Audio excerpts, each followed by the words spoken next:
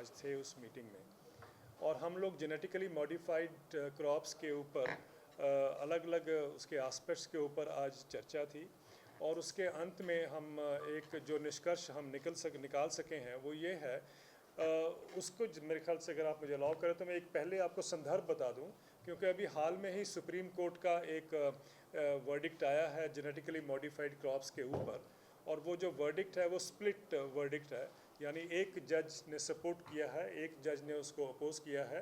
तो उन्होंने साथ में एक और बात कही है कि भाई एक तो अगले 3-4 महीने में सरकार को एक पॉलिसी बनानी चाहिए, ये उसका कोर्ट का सजेशन है, और साथ में एक और बात उन्होंने ये रखा है कि भाई 3 मेंबर का बेंच अब उसके ऊपर फाइनल डिसीजन देगा। जेनेटिकली मॉडिफाइड का इशू आप जानते हैं कि ये देश में कम से कम 22 साल से it is hanging, in the sense कि वो कोर्ट के अंदर ही जो इशू चल रहा था, इतने साल हो गए थे, और उसके बाद इतने लंबे अरसे के बाद डिसीज़न आया है, और डिसीज़न के ऊपर आज क्योंकि उसमें कहा गया है कि पॉलिसी मेकर्स को ध्यान दें कि एक पॉलिसी पेपर आना चाहिए जीएम क्रॉप्स के ऊपर, तो मुझे ये लगा कि भी हमें बहुत ज़रूरत है इस बात की कि हम किसानों को, क्योंकि ये पॉलिसी पेपर जो होगा ये बाकी लोगों के साथ कंसल्टेशन के साथ होगा, जिसमें फार्मर लीडर्स भी हैं, कंज्यूमर्स भी हैं, ये सब लोग जो होंगे।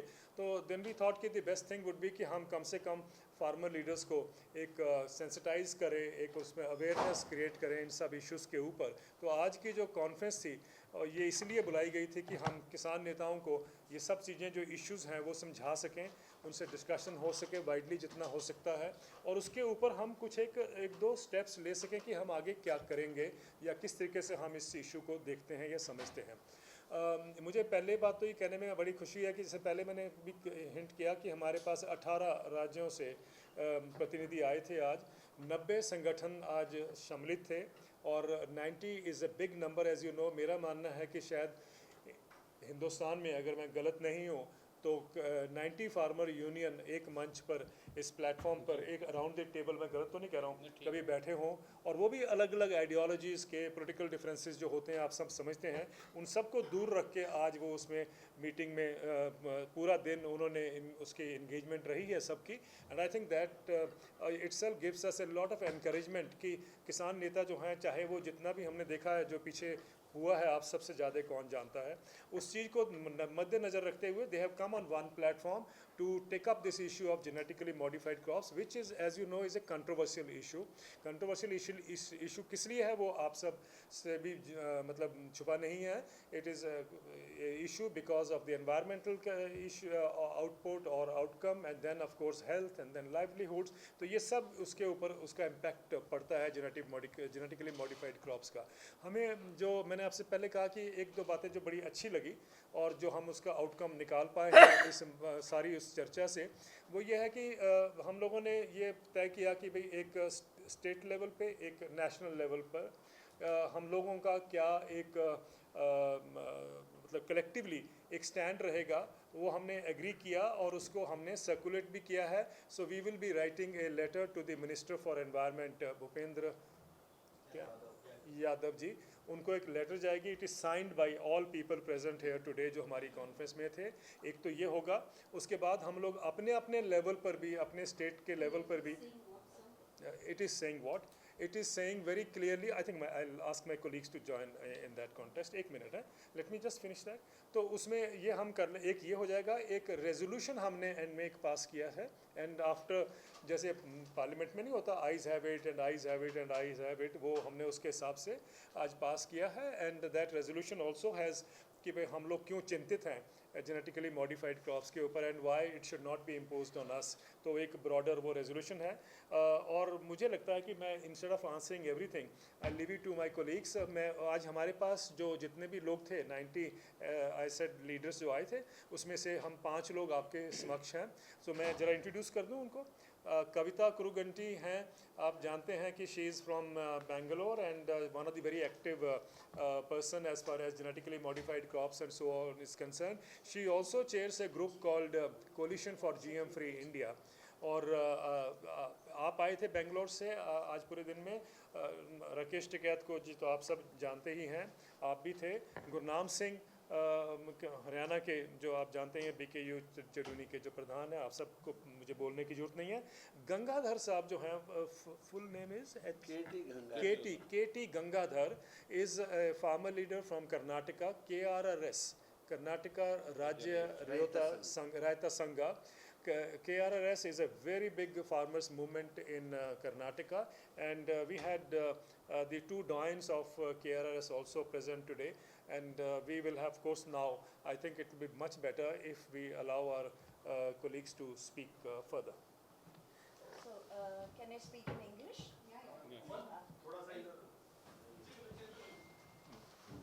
नहीं, वो उसके लिए कैमरा के लिए। तो जुलाई 23 तारीख को सुप्रीम कोर्ट ने इंग्लिश में बोलना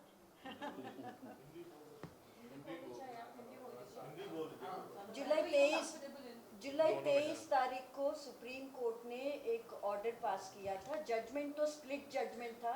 GM सरसों की बात जहाँ तक आती है वो एक लार्जर बेंच के पास चली गई। GM सरसों इस देश में फिर से प्लांट होगा वो नहीं होगा, वो वहाँ चली गई। मगर जो दोनों जजेस एक मत के साथ उन्होंने जो कहा है वो है इस देश में एक national policy on GM crops बनानी है पर्यावरण मंत्रालय को, प्रिफरेबली 4 महीने के अंदर अंदर। मगर वो ऐसा पॉलिसी बनाए सभी स्टेक होल्डर्स को कंसल्ट करते हुए, और ख़ास करके उन्होंने कहा एग्रीकल्चर एंड बायोटेक्नोलॉजी एक्सपर्ट्स का नाम लिया, मगर किसानों के प्रतिनिधियों के साथ आप कंसल्ट करते हुए ये नीति बनाएंगे और राज्य सरकारों को कंसल्ट करते हुए ये नीति बनाएंगे। जहाँ आप सब जानते हैं किसान आंदोलन को वो सब जिन्होंने फॉलो किया है कि इस देश में पॉलिसी मेकिंग में किसानों को पूछा नहीं जाता है मगर कोर्ट से आदेश आया है। इस देश में एग्रीकल्चर पॉलिसी मेकिंग में राज्य सरकारों से पूछा नहीं जाता है मगर कोर्ट से अब आदेश आया है। So it's a big development in terms of the court ordering that consultation should be had. That's point number 1। Point number 2, consultations कैसे हो के ऊपर हमने आज एक लेटर सभियों ने साइन करके अभी भेजना है पर्यावरण मंत्री को। भेजा नहीं है मगर वो letter in response to your question is essentially asking for widespread and truly democratic consultative processes। और हमने उदाहरण दिया है कि इस देश में बीटी बैंगन के कंसल्टेशंस के समय उस डिबेट में 2010 में जयराम रमेश जी ने 7 जगह में 7,000 लोगों की आवाज़ उन्होंने सुनी थी। With evidence, he collected 9,000 submissions, 25 hours। एक कैबिनेट मंत्री उन कंसल्टेशंस में बैठ के उन्होंने पूरा सुना था। उसके बाद बीटी बैंगन के ऊपर मोरेटोरियम आया था। सिर्फ पब्लिक कंसल्टेशंस नहीं, राज्य सरकारों को फ़ोन लगा लगा के एक केंद्र मंत्री पूछा है कि आपका स्टैंड क्या है। That is federalism for you. तो वो प्रक्रिया उस समय पे चला था। हम इस लेटर में मांग कर रहे हैं कि हमको ट्रूली वैसे वाले कंसल्टेटिव प्रोसेसेस, एटलीस्ट वो वाले, उससे बेहतर आप ज़रूर कर पाएंगे, वो हमने भूपेंद्र यादव जी को लिखा है। दूसरी बात हमने ये कहा है कि प्रक्रिया तो कंसल्टेटिव अगर रहेगा पॉलिसी भी ठीक बनेगा, मगर हमने ये कहा कि इस देश को GM क्रॉप्स के ऊपर पॉलिसी की ज़रूरत नहीं है। It shouldn't be a promotional policy. और सिर्फ हम ये नहीं कह रहे हैं, इस देश का एक parliamentary standing committee on agriculture 2012 में ही उन्होंने कह दिया है we need a biosafety protection policy. इस टेक्नोलॉजी जो जीवित टेक्नोलॉजी है, जो इरिवर्सिबल टेक्नोलॉजी है, उसके खतरों से जनता को, उनके पर्यावरण को, उनके स्वास्थ्य को और अन्य जो सामाजिक मुद्दे इसके साथ मिलते हैं ऑन GM टेक्नोलॉजी, तो हमको एक बायोसेफ्टी प्रोटेक्शन पॉलिसी चाहिए। वो हमारा रेजोल्यूशन का मेन पॉइंट था। तो ये 2 मुद्दे हैं। और तीसरी बात है, हमने ये भी तय किया कि हम वापस जाके राज्य सरकारों के साथ हम तुरंत जाके मिलेंगे और राज्य सरकारों से correct pro people pro nature policy stands उनसे we will compel them to take that kind of a stand. Most states in India don't allow GM crops. Some states have an explicit written policy that they have a ban on GM crops. And that is what we are going to reinforce as we move forward. Thank you. सभी का धन्यवाद। आज जो ये programme हुआ, इस programme को जो जीएम के खिलाफ चल रहा है, ये बहुत दिन से हम इस मुहिम में पूरा देश भर के संगठन लगे हुए हैं। बीटी कॉटन आया सबसे पहले और उसके रिजल्ट हमारे सामने आए, उसके रिजल्ट अच्छे नहीं आए। ये साइंटिस्टों की रिपोर्ट है, ये गांव के किसानों की रिपोर्ट है जिन्होंने बीटी लगाया, ये उन चरावाहों की रिपोर्ट है जो भेड़ चराने का काम करते थे और उन्होंने खुद कहा कि बीटी जिस खेत में था उसमें हमारे पशु जानवर नहीं जाते थे और नॉन बीटी वाले में ज़्यादा जाते थे, तो इसका मतलब वो नुकसानदायक था, वो ह्यूमन बॉडी को नुकसान पहुंचाएगा, वो था। और ये आज भी है कि जहाँ जहाँ हम अगर ग्रामीण पृष्ठभूमि में जाएंगे, पशु के लिए बिनौले की खल जाती है, उससे बांझपन की समस्या पशु में है। ये एक बड़ी रिसर्च है और ये गांव वालों की रिसर्च है। तो ये है कि सब किसान संगठन इनके विरोध में है। अब जैसे जीएम मस्टर्ड पे ये पॉलिसी लेकर आ रहे हैं, उसमें जीएम मस्टर्ड भी आएगी, 26 वेजिटेबल्स की फसलें भी इसमें आएगी। अगर ये आएगा तो इसमें बहुत सी चीज़ें फिर आएगी। लेवलिंग हमारे देश में है नहीं, आम लोगों को जीएम और नॉन जीएम के बारे में कोई फ़र्क जानकारी नहीं है। तो इसमें यह नहीं कि खाली किसान इसमें इससे प्रभावित होगा, इसमें जो आम जनमानस है वो भी इससे प्रभावित होगा। तो हम सभी लोगों को इससे सचेत करेंगे कि इस तरह की फसलें आ रही जो एक किस्म से जिसके सीड के अंदर ही जहर है, पेस्टिसाइड हैं, क्या आप उसको खाओगे या नहीं खाओगे। तो ये अभियान हम सबको चलाना पड़ेगा। आप सबका धन्यवाद। सभी भाइयों को नमस्कार। जैसे टिकैत साहब ने, कविता जी ने, शर्मा जी ने बताया है, एक्चुअली पहले जो है दूसरे बीजों में हम दवाई ऊपर डालते हैं, स्प्रे करते हैं, लेकिन इनके बीच में ही ऐसा जहर डाल दिया जिससे कीड़ा उसको नहीं खाएगा। अब जब उसके बीच में ही डाल दिया, ऊपर छिड़केगा तो कम प्रभाव था, लेकिन जो बीच में ही उसके जहर डाल दिया उसका प्रभाव तो उसमें और ज़्यादा रहेगा। और हम इसका बहुत लंबे टाइम से आप मेरे ख्याल विरोध कर रहे, काफ़ी साल हो गए। हाँ, जब ये शुरू में धान में यहाँ पे आया था ट्रायल, और इतना छुप के यहाँ पे कर रहे थे करनाल के अंदर इंद्री में, कि वहाँ के अधिकारियों को भी नहीं पता था, उस गांव वालों को भी नहीं पता था। और टिकैत साहब को किसी ने दिल्ली से बताया था कि वहाँ पे ट्रायल हो रहा है, तो हमने काफ़ी लोगों ने इकट्ठे होकर उसको जलाया था। और उसके बाद एक मक्के का ट्रायल कुरुक्षेत्र में आया था, शाहबाद में, खिंडवा गाँव में। तो जो दवाई होती है उसमें कबाड़ वाली राउंड अप, हालांकि राउंड अप दवाई जो है वो बहुत लंबे टाइम तक असर रखती है जमीन के ऊपर, लेकिन उस मक्के पे राउंड अप काम नहीं करती थी। मक्का बिजाई किया, खेत पे राउंड अप मार दी, सारा कबाड़ा मर जाएगा, मक्का नहीं मरेगा। तो वो भी हमने जलाया था। यानी ये अप्राकृतिक बीज कह लीजिए, चाहे इसको ये कह लीजिए, मतलब इनसे कौन कौन सी बीमारियां और फैलेंगी, इस पे कोई रिसर्च नहीं है अभी तक। बीज तो निकाल दिए, लेकिन इससे कितनी बीमारियां और फैलेंगी, प्रकृति पे इसका क्या नुकसान होगा, जीवों पे इसका क्या नुकसान होगा। और जैसे टिकैत साहब कह रहे हैं, केवल किसान के लिए नहीं है, जो खाएंगे उनके लिए भी तो है,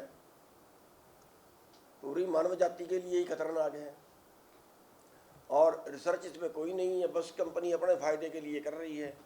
और एक बड़ी बात इसमें और है कि ये प्राइवेट कंपनियां कर रही हैं सारा कुछ। जो सरकारी यूनिवर्सिटियां हैं वो रिसर्च में, जैसे हरियाणा पंजाब में हम कहें कि हरित क्रांति आई थी, उस हरित क्रांति में सारा यूनिवर्सिटियों के बीज थे, लेकिन अब सारे प्राइवेट आ रहे हैं। और एक सबसे बड़ी बात और ये है कि अगर ये पूरा बीज कंपनियों के हवाले हो गया, फिर हमारे पास तो बीज बचेगा नहीं। जैसे कपास का है, आज हमारे पास तो बीज है नहीं। अगर आज कंपनियां हमें देना बंद कर दें तो फिर हमारा क्या होगा? अगर पूरा बीज कंपनियों के हवाले हो जाए और वो कंपनियां हमें देना बंद कर दें, या जैसे पीछे धान का है उसको कम पैदा किया, कम पैदा करके जो 1600 रुपये की थैली थी वो 4000 में बेची, वो ब्लैकमेलिंग। तो यानी ये जो है ये हमें किसी हालत मंजूर नहीं है, क्योंकि ये प्राकृतिक नहीं है, अप्राकृतिक है। और इससे जो हमारा जलवायु है, जो हमारी सेहत है, उस सब का नुकसान होने वाला है। इसलिए हम इसका जो विरोध करते हैं। और आज जो फैसला हुआ है वो जितने संगठन भी यहाँ आए हुए थे वो सब एक मत थे कि हाँ ये हमें मंजूर नहीं है, भारत में बीटी आना ही नहीं चाहिए। आप इधर आ जाओ। Genetically modified food and agriculture. Syrup, it is not concerned only for the farmer. That as a consumer, you have to think your responsibility is also is there, because food is a human भविष्य का, human विकास का बहुत बड़ा हो जाता है।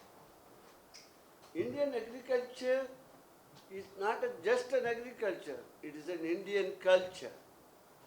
Indian culture, agriculture. Indian agriculture provides employment guarantee as well as the food guarantee of the Indian peoples. इसलिए, that's because of we want to protect our Indian system of agriculture and Indian food. And also, once again, I want to tell you, India is different kind of environment, different kind of soil, different kind of food system. बाजरा खाता है, ज्वार खाता है, रागी खाता है, rice खाता है। ऐसी विशेषता है Bharat agriculture and Bharat food system also. It is extraordinary in the world.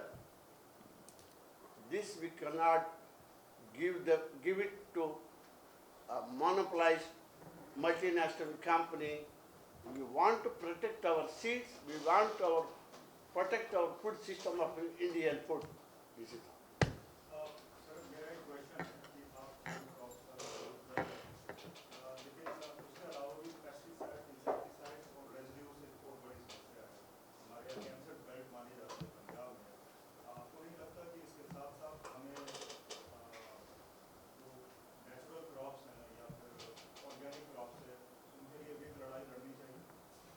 ये बात जो है ये आज चर्चा में थी और ये बड़ी महत्वपूर्ण वैसे भी है। आपने जो बताया कि भाई पेस्टिसाइड्स का इम्पैक्ट तो विजिबल है, सबको दिख भी रहा है और कितना ख़तरनाक है वो हम सब जानते हैं।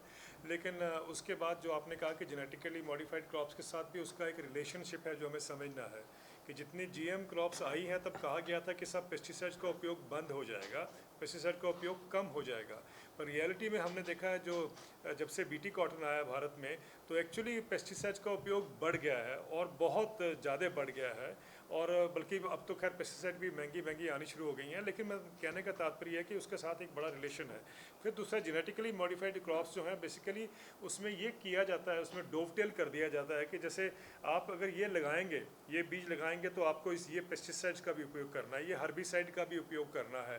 तो ये सब जब डोवटेल हो जाता है तो आपके पास किसान के पास चॉइस नहीं कोई रहती है, तो उसको मतलब बीज लिया तो मजबूरन वो भी लेना पड़ेगा। तो एक जो आई वॉश हो गया पहले, जिसको हम कहते हैं कि जो उन्होंने कमिटमेंट किया था कि भाई इसका उपयोग कम हो जाएगा पेस्टिसाइड का, वो तो बढ़ गया है सारी दुनिया में, भारत में ही नहीं सारी दुनिया में। ये उसका डाटा अवेलेबल है कि कितना उसका इंक्रीज़ हुआ है, कितना ग्रोथ हुआ है, उस पर चर्चा हुई है। और उसका जो ऑल्टरनेटिव्स हैं, ऑर्गेनिक की बात करें, नेचुरल फार्मिंग कहें, जो भी नाम हम लें, नॉन केमिकल एग्रीकल्चर पे आज चर्चा हुई है और बहुत अच्छी उसमें लोगों की कमिटमेंट ये थी या लोगों का कहना ये था कि भाई द टाइम हैज़ कम कि when we should move from chemical to non chemical agriculture. तो ये इस पे भी आज हुआ है एंड Resolution में उसमें भी आया। और हाँ उसमें भी है। और एक मैं इसमें कहना चाहता हूँ कि ये अगर मेरे साथी थोड़ा सा ये कैमरा अपना बंद करें तो आपको बताएंगे, ये हमारे बहुत माने हुए एक्सपर्ट हैं देश के, और कपिल शाह इनका नाम है। आप बड़ौदा से आते हैं और आप इन चीज़ों पे जो ऑर्गेनिक फार्मिंग की आप बात कर रहे हैं या ऑल्टरनेटिव्स की बात कर रहे हैं, उसके ये हमारे एक्सपर्ट हैं। और आज इनकी भी एक बहुत अच्छी प्रेजेंटेशन थी, इनकी भी थी, कविता जी की भी 2 प्रेजेंटेशन बहुत महत्वपूर्ण थी आज। तो आप क्या एक ऑर्गेनिक फार्मिंग के लिए तैयार हैं सारे किसान? ये सारे इंडिया की यहाँ पे मीटिंग बहुत सारे किसान संगठन इस दिशा में काम कर रहे हैं। बहुत सारे participant organic farming, natural farming कर भी रहे हैं। और पहली बार इस देश में पिछले 2-3 साल में देखते हैं कि बजट में प्राकृतिक खेती के लिए देश के 15-16 राज्यों ने प्राकृतिक खेती की नीति बनाई है, जबकि जीएम फसलों की नीति किसी राज्य ने नहीं बनाई है। किसान तैयार होंगे, हो रहे हैं। पहले कभी नहीं था उतना ज़्यादा एरिया, उतनी ज़्यादा डिमांड, उतना ज़्यादा प्रोडक्शन, उतने ज़्यादा किसान। दुनिया भर में आज ऑर्गेनिक फार्मर्स के नंबर दुनिया भर में हिंदुस्तान में सबसे ज़्यादा। Can I just add, Andhra Pradesh, where I come from, 12 lakh farmers today are doing agroecology. और वहाँ जो केटी गंगाधर जी बैठे हैं, फार्मर यूनियंस भी जो कंस्ट्रक्टिव वर्क करते हैं, सिर्फ लड़ने का काम नहीं, जो so no, I'm just adding for information. It need not get recorded on the video. But many farmer unions, it's not just Karnataka Rajya Raitu Sangha. In Tamil Nadu, in Kerala and so on, Andhra, there are many farmer unions also who are helping farmers shift to natural farming or organic farming. Various names are there, various kinds of अलग-अलग नाम से but it is all agroecology. My question is that Punjab Kapil Haryana sir, main है agriculture में, वो कितने % लोगों ने आपको हामी की कि हम भी आना चाहते हैं?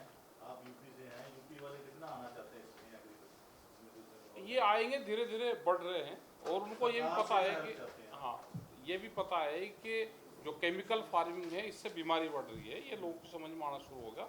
और पंजाब के बहुत एग्जाम्पल वहाँ पे दिए जाते हैं। और इसमें फसल चक्र का सबसे बड़ा रोल है एग्जाम्पल आप प्लीज स्पेसिफाई करेंगे, क्या एग्जाम्पल दिए जाते हैं? कि पंजाब में फर्टिलाइजर का इस्तेमाल सबसे ज़्यादा होता है और सबसे ज़्यादा बीमारी, कैंसर बीमारी पंजाब में है। वहाँ से ट्रेन चलती है उसका। हाँ, पंजाब में नहीं वो भाई ये क्या, ये तो चर्चा है कि यहाँ से एक ट्रेन चलती है। अब कितनी उसकी सच्चाई है, क्या वो है, लेकिन ये आम चर्चा है। लेकिन बठिंडा ट्रेन है। लेकिन ये है कि ये सबसे बढ़िया है कि हमको फसल चक्र अपनाना पड़ेगा। लोग उस पर जा रहे हैं क्योंकि बहुत फसलें जब पैदा करते हैं तो उसमें फर्टिलाइजर, केमिकल फर्टिलाइजर, उस पेस्टिसाइड का इस्तेमाल बहुत ज़्यादा होगा। लोग इससे तंग हो गए। 4-5 साल में यूपी में इसमें भी ये बहुत बढ़ गया। तो क्या सेंटर से एक पॉलिसी आनी चाहिए? नहीं, आज का जो मैटर था, आज का जो मैटर था वो सवाल है कि आप एक तरफ आप बात करते हैं कि किसानों को फार्मिंग को प्रॉफिटेबल बनाना है ना? सो आप जब हम नेचुरल फार्मिंग में जाते हैं, क्या इससे यील्ड कम होती है? कम नहीं होती, उसको नहीं होती है। 3 साल लगते नहीं हैं। होती है। नहीं कम होती है। उसमें 3 साल लगते हैं। Let me ask my question. नहीं, मैं बता रहा हूँ उसमें कोई कम नहीं होती, उसमें 3 साल लगते हैं हमको नेचुरल उसमें जाने के लिए। पहले साल कुछ affect the farmers income because Can I just say something? Can I respond to what you are saying? लेकिन आज का जो There are 2-3 responses to what you are saying. आज का One जो is, हाँ, जो मैटर था ना, वो प्राकृतिक खेती नहीं था। आज का मैटर था कि जो जीएम सीड आ रहे हैं, जो पॉलिसी बनाने जा रही है सेंट्रल सरकार सुप्रीम कोर्ट के ऑर्डर से, वो उससे भारत को बाहर रखा जाए। आज का मुख्य मुद्दा जो था वो ये था। जो जीएम है, जीएम तो उसमें ये चर्चा पेस्टिसाइड से भी खतरनाक वाला है ना। उसमें भाई ये पेस्टिसाइड तो दवाई पंजाब तो सफर कर ही रहा है because of नहीं, GM अभी बीटी कॉटन जो है तो उससे उसके पंजाब रिजल्ट है। सबसे ज्यादा सफर कर रहा है। नहीं, सबसे पूरे देश का है। जो जीएम फसलें हैं वो अब जो स्प्रे से हम पैदा करते हैं उनसे कहीं ज़्यादा खतरनाक हैं। मैटर ये था कि और ज़्यादा खतरनाक तो ना हो। देखो बीटी सा लग तो अभी आया ही नहीं देश में, और बीटी सबसे पहले पंजाब और कर्नाटक में आया है, और आंध्रा में आया, महाराष्ट्र में आया है, मतलब बीटी वो कॉटन में आया है। कॉटन से लगे दूसरी फसलों में अभी नहीं आया। अब यूपी में कहने लगे वहाँ पे बीटी आए नहीं, लेकिन हम देख रहे हैं ना जो बीटी कॉटन के जो हाल थे उसके, वो किसान उससे सफ़र किया है उसने। But तो let me दूसरी still जगह take the opportunity, because I come from South India where organic farming is a big movement amongst farmers. I want you all to know, जब ग्रीन रेवोल्यूशन का प्रॉब्लम ही हल नहीं हुआ है, उसके ऊपर से और एक रिस्कियर टेक्नोलॉजी को ढकेलना किसानों के ऊपर, ये तो बिल्कुल ऑब्जेक्शनेबल है। वो वहाँ रहने के बाद द नेक्स्ट पॉइंट इज, तो अल्टरनेटिव क्या है? अल्टरनेटिव को you have to place it on par with chemical paradigm. Chemical paradigm में जितना सब्सिडीज मिलता है, जितना खर्च सरकारें इन्वेस्ट करती है, organic and natural farming paradigm में तो नहीं करते हैं। और आपका ग्रीन रेवोल्यूशन भी ओवरनाइट कहाँ बना? There was a whole system that was set up, including procurement system. It's a system-wide transformation that happened for chemical paradigm to set in states like Punjab and Haryana. Organic के लिए भी policy paradigm में equality होना चाहिए, but at the ground level, आप अगर आंध्र प्रदेश का ही उदाहरण लेंगे, ये सिविल सोसाइटी का उदाहरण नहीं है। आंध्र प्रदेश में डिपार्टमेंट ऑफ नेचुरल फार्मिंग, जिनको अभी एक प्रेस्टिजियस स्पेनिश अवार्ड मिला है सरकार को, उन लोगों का जो थर्ड पार्टी इवैल्यूएशन अगर आप देखेंगे 12 लाख किसानों का क्रॉप कटिंग एक्सपेरिमेंट्स में, वो दिखा पा रहे हैं after improving the science as well as understanding of science and the kind of techniques that are used, that there are many ways by which पहले सीजन में भी yield losses ना हो, ऐसा भी प्राकृतिक खेती इस देश में चल रहा है। हमारे पास जो 10 साल पहले वाला नॉलेज जो था, उसमें transition yields, in spite of climate change, they are actually more resilient than regular things. Climate change के कॉन्टेक्स्ट में एक्सट्रीम वेदर इवेंट जब होता है, वो ये फसल सह पाते हैं, ना कि वो केमिकल वाला फसल।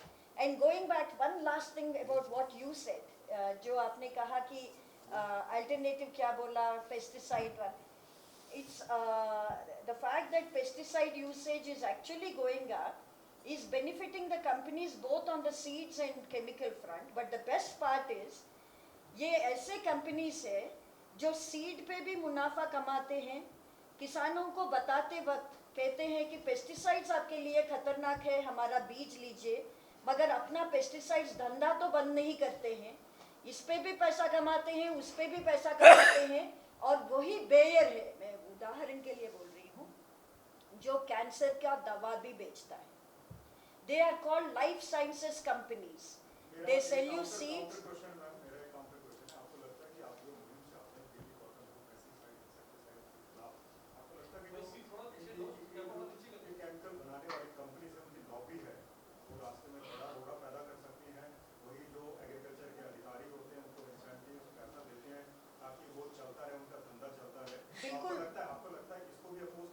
नहीं, बिल्कुल करते हैं ना वो, मगर उसके बावजूद 22 साल से one of the most successful resistance movements in India, 22 years से बीटी कॉटन के बाद इस देश में हमने एक भी जीएम क्रॉप को अप्रूव करने नहीं दिया। आप एक और कैंपेन या एक और मूवमेंट दिखाइए कृषि के फील्ड में जो इतना सक्सेसफुल है कि 22 ईयर्स से अमेरिका का लॉबी काम करता है, मोन्सांटो का लॉबी हमारे सरकार के कॉरिडोर्स में काम करता है, बेयर का लॉबी काम करता है, अलग अलग लोगों का हो। इसके बावजूद the farmers of this country and the consumers of this country, and importantly agricultural scientists, environmentalists and biotechnologists themselves are saying ये हमें नहीं चाहिए। ये एक यूनिक पीपल्स मूवमेंट है जिसमें एक्सपर्ट्स भी ना कह रहे हैं, किसान भी ना कह रहे हैं, डॉक्टर्स ना कह रहे हैं, जजेस। एक पत्र मनमोहन सिंह जी के टाइम पे एक 50 रिटायर्ड जजेस ने लेटर लिखा था सरकार को मत लाइए बोल के, and state governments don't want it. So you should understand that there's heavy lobbies at work, but there's also very strong resistance. They are citing various reasons. One of the biggest reasons is sovereignty. हमारे किसानों की संप्रभुता को हम compromise नहीं करने देंगे वाली बात आज ओडिशा कह रहा है, आज छत्तीसगढ़ कह रहा है, आज पश्चिम बंगाल कह रहा है, साउथ इंडिया के अलग अलग केरला ने तो प्रोहिबिशन लगवा दिया, वेस्ट बंगाल में लिखित पॉलिसी में लैंड रिफॉर्म्स पॉलिसी में बैन ऑन जीएम क्रॉप्स, क्योंकि हम किसानों के संप्रभुता चाहते हैं। तो राज्य सरकारें किसानों के दबाव में या अपने आप से किसानों के दबाव में मेनली समझ रहे हैं कि हमको इनके साथ करना पड़ेगा, खड़ा रहना पड़ेगा। But it is the union government which is actually succumbing to lobbies of the kind that you are describing. इसका कभी भी फील्ड भी ट्रायल नहीं होने दिया हमने। किसान संगठन ने किसी भी स्टेट में फील्ड ट्रायल भी होगा तो वो भी नहीं होने दिया, उसको डिस्ट्रॉय करा है वहीं जाके। इन लोगों ने किया है, हमने किया, they approved it, they burned. गाँव में जाकर अगर पता भी चल गया कहीं कि इसने फील्ड ट्रायल जीएम का किया है या वो एग्रीकल्चर यूनिवर्सिटी में भी है, तो किसान संगठन इतने मजबूत हैं कि एग्रीकल्चर यूनिवर्सिटी में भी जाके किया है। वो पंजाब में किया था ना, ये तमिलनाडु में भी TNAU में किया है, यूपी में भी हुआ, यूपी में उस पर राइस के ऊपर था, गोरखपुर में गोरखपुर था तो वहीं जला था उसको पूरा। सवाल बीजा ਦੇ ਨਾਲ ਸੰਬੰਧਿਤ ਹੈ, ਠੀਕ ਹੈ ਜੀ, ਬੀਜਾਂ ਦੇ ਨਾਲ ਗੱਲ ਹੋ ਰਹੀ ਹੈ, ਜੀਐਮ ਦੀ ਗੱਲ ਹੋ ਰਹੀ ਹੈ। ਜਦੋਂ ਅਸੀਂ ਆਰਗੈਨਿਕ ਜਾਂ ਕੁਦਰਤੀ ਜਾਂ ਕਿਸੇ ਪ੍ਰਕਾਰ ਦੀ ਉਹ ਖੇਤੀ ਜਿਹੜੀ ਰਸਾਇਣਾਂ ਤੋਂ ਰਹਿਤ ਹੈ ਜਾਂ ਮੁਕਤ ਹੈ ਉਹਦੀ ਗੱਲ ਕਰਦੇ ਹਾਂ ਕਿ ਉਹ ਹਾਈਬ੍ਰਿਡ ਬੀਜਾਂ ਤੇ ਹੋਊਗੀ ਜਾਂ ਉਹਦੇ ਲਈ ਕੋਈ ਇਹੋ ਜਿਹੀ ਗੱਲ ਵੀ ਕੀਤੀ ਜਾ ਰਹੀ ਹੈ ਕਿ ਦੇਸੀ ਬੀਜ ਸੀ ਜਿਨ੍ਹਾਂ ਦੀ ਖੁਰਾਕੀ ਤੱਤ ਵੀ ਸੰਤੁਲਿਤ ਰੂਪ ਚ ਪੂਰੇ ਕੀਤੇ ਜਾਂਦੇ ਨੇ, ਉਹਨਾਂ ਨੂੰ ਲੈ ਕੇ ਵੀ ਕੋਈ ਚੀਜ਼ ਕੀਤੀ ਜਾਂਦੀ ਕਿਉਂਕਿ ਉਹਨਾਂ ਦੀ ਬਹੁਤ ਘਾਟ ਹੈ देसी बीज दी। ਦੇਸੀ ਬੀਜ। कुछ किसान संगठन काम कर रहे हैं उस पर भी, और इंडिया ਦੇ ਵਿੱਚ ਪੋਸਿਬਿਲਿਟੀ ਹੈਗੀ ਉਹਦੇ सिविल सोसाइटी ग्रुप्स भी बहुत काम कर रहे काम हैं कर रहे हैं कि सीड हमारे lot of seed banks are existing in India, और बहुत सीड बैंक है कि बहुत जगह ट्रेडिशनल क्रॉप्स में बचाया भी जा रहा है, प्रोटेक्ट किया जा रहा है, and I think this is a movement happening in India. आजकल एक जो है ना फोकस जो है शिफ्ट कर गया है, लोग बीज बचान बीज संरक्षण जिन्होंने कहने आप वो बहुत बड़ा एक एक्टिविटी हो गई है आजकल, मूवमेंट और मूवमेंट चल रहा है। तो दैट क्लियरली शोज कि people understand the importance of these traditional seeds and they want to go back to those traditional seeds. तो ये तो मूवमेंट चल रही है कि हिंदुस्तान में, लेकिन सिर्फ है कि जो कविता जी भी पहले कह रहे थे कि जो ऑफिशियल सिस्टम है उन्होंने रिकोगनाइज क्यों नहीं करता, दैट्स अ बिगर इशू कि क्या कारण है कि भाई एक मतलब as an agriculture scientist also I don't understand कि एग्रीकल्चर यूनिवर्सिटीज़ क्यों इस गल दे नाल परहेज़ कर दियाँ कि भाई देसी सीड नहीं आना चाहिए है या we should move from chemical to non chemical, क्यों होता है ऐसा? I think that's that is the because of lobbies, that's the point. हम क्यों मतलब मैं भी एग्रीकल्चर किया है वो देसी seed of wheat which were first planted in Fazilka, they sold for sprouting I think 7500 rupees. दसो so there is a need for it, people understand, और तुम हैल्थ के आस्पेक्ट नाल कह रहे हो, पर्यावरण के आस्पेक्ट नाल कह रहे हो गए, और ये सिर्फ यही नहीं कि भी ट्रेडिशनल सीड भी तुहाडे कोल प्रॉपर्टीज़ हैगियां डिजीज़ कंट्रोल दियां फलानियां जो साइंटिस्ट कहते हैं वो आप जीन कढ़ लिया या वो क्रॉसिंग करके करते हैं, that is of course one strength जी अपने ट्रेडिशनल सीड्स हैगियां, but to revive those traditional seeds there is a big movement happening in India. And I think whether it is South India से ये अलग गल है कि भी in North India it isn't as much as the entire focus is in South India. We must appreciate South Indian farmers कि वो कर रहे हैं और साढ़े इतने नहीं हो रहा है इतना सारा, लेकिन hopefully this will come here also. छोटी जी स्टेट है सिक्किम, उन्होंने पिछले 4 सालों तो नेचुरल खेती करते हैं, जी जी सारा ऑर्गेनिक वो ਸਰ ਉਹ ਤਾਂ ਜਿਹੜਾ ਆਰਗੈਨਿਕ ਹੈ ਨਾ ਸਰ ਇੱਕ ਮਿੰਟ ਕੈਸਾ ਉਹ ਜਿਹੜੀ ਗੱਲ ਹੈ ਬਿਲਕੁਲ ਠੀਕ ਹੈ ਤੁਹਾਡੀ ਪਰ ਲੇਕਿਨ ਉਹ 'ਚ ਇੱਕ ਛੋਟਾ ਇਹ ਰਕਬਾ ਉਹਨਾਂ ਦਾ ਕੰਪੈਰੀਟਿਵ ਜੋ ਕਵਿਤਾ ਜੀ ਨੇ ਕਿਹਾ ਹੈਗਾ that community manage natural farming systems of Andhra Pradesh ਉਹ ਆਪਾਂ ਨੂੰ ਜਾਣਨਾ ਬਹੁਤ ਜ਼ਰੂਰੀ ਹੈਗਾ ਕਿ ਅਗਰ ਉਹ ਦੁਨੀਆ ਦਾ ਸਭ ਤੋਂ ਬੜਾ ਐਗਰੋ ਇਕੋਲੋਜੀਕਲ ਫਾਰਮਿੰਗ ਸਿਸਟਮ ਹੈ ਤਾਂ ਉਹ ਉਹਨੂੰ ਮਲਟੀਪਲਾਈ ਕਰਨ ਦੀ ਜ਼ਰੂਰਤ ਹੈਗੀ ਹੈ ਦੇਖੋ ਦੁਨੀਆ ਦਾ ਸਭ ਤੋਂ ਬੜਾ ਐਗਰੋ ਇਕੋਲੋਜੀਕਲ ਫਾਰਮਿੰਗ ਸਿਸਟਮ ਹੈ ਜਿਹੜਾ ਆਂਧਰਾ ਪ੍ਰਦੇਸ਼ ਦੀ ਗੱਲ ਕਰ ਰਹੇ ਹੈਗੇ so these are the things which we also need to expand why not Andhra Pradesh the model should come to Punjab in its own adaptation local adaptation ਦੇ ਨਾਲ ਕਿਉਂ ਨਹੀਂ ਆ ਸਕਦਾ I had to leave, I'm sorry. she has to leave so thank you ji sorry इनको उठ जान तो फिर पूछ लियो हाँ ये बाद में करेंगे हाँ पूछो दूसरा सवाल कर लें आप इनको बस GM हो गया इनको थैंक यू वेरी मच जी ਅਸੀਂ देवेंद्र अपने शर्मा जी को नॉर्मल रहने दो ये जेनेटिकली